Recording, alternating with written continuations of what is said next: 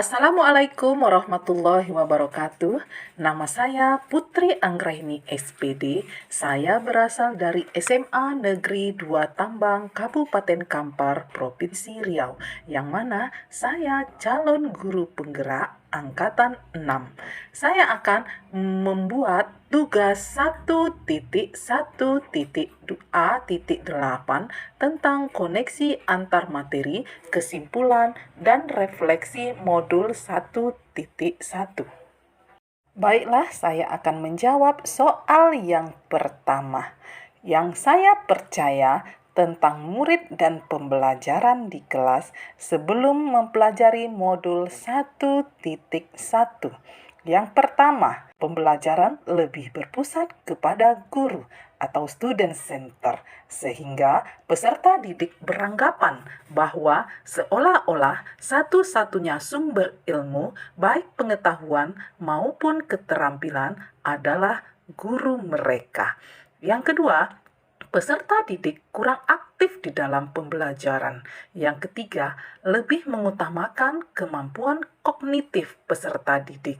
Sehingga jika peserta didik mendapat nilai rendah, saya merasa saya tidak berhasil mendidik peserta didik saya.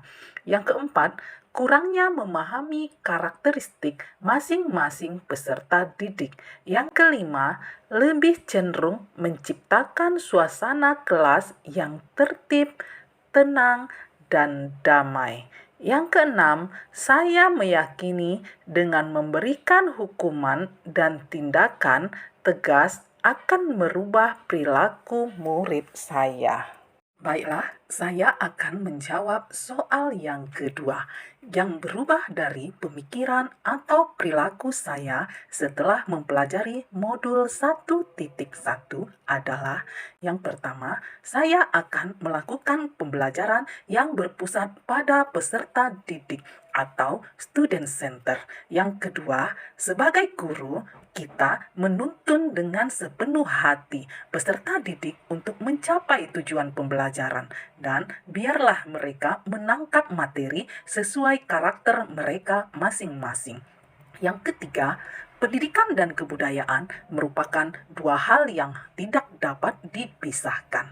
Yang keempat, pendidikan yang berbau hukuman ditiadakan lagi, tetapi memberikan kebebasan menyelesaikan tugas sesuai minat, bakat, dan kreativitas masing-masing peserta didik kita. Yang kelima, mendekatkan pendidikan dengan alam yang ada di daerah mereka. Yang keenam, mengusahakan penggunaan teknologi dalam pembelajaran, karena sesuai dengan pemikiran Ki Hajar Dewantara harus sesuai dengan kodrat zaman.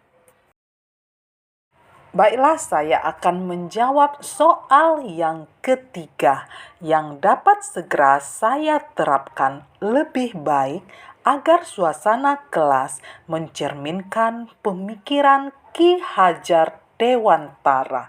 Yang pertama, melaksanakan pembelajaran yang berpusat pada peserta didik. Yang kedua, memahami karakteristik dari peserta didik. Misalnya, dengan mengidentifikasi mulai dari minat, bakat, kemampuan menyerap pelajaran, serta meminta pendapat kepada peserta didik. Kegiatan belajar mengajar seperti apa yang mereka senangi. Yang ketiga, merancang pembelajaran yang sesuai dengan kebutuhan peserta didik dan melaksanakan kegiatan belajar mengajar yang bermakna dan menyenangkan. Yang keempat, dalam pembelajaran menyisipkan nilai-nilai kebudayaan. Yang kelima, membuat pembelajaran yang menyenangkan. Misalnya, adanya ice breaking di saat siswa jenuh. Yang keenam, menyajikan media yang membuat pembelajaran menarik dan menyenangkan bagi peserta didik. Yang ketujuh, dalam pembelajaran tetap mengedepankan budi pekerti. Yang kedelapan, berusaha tidak menuntut tetapi menuntun peserta didik. Yang kesembilan, menyajikan pembelajaran yang memperhatikan kodrat alam dan kodrat zaman.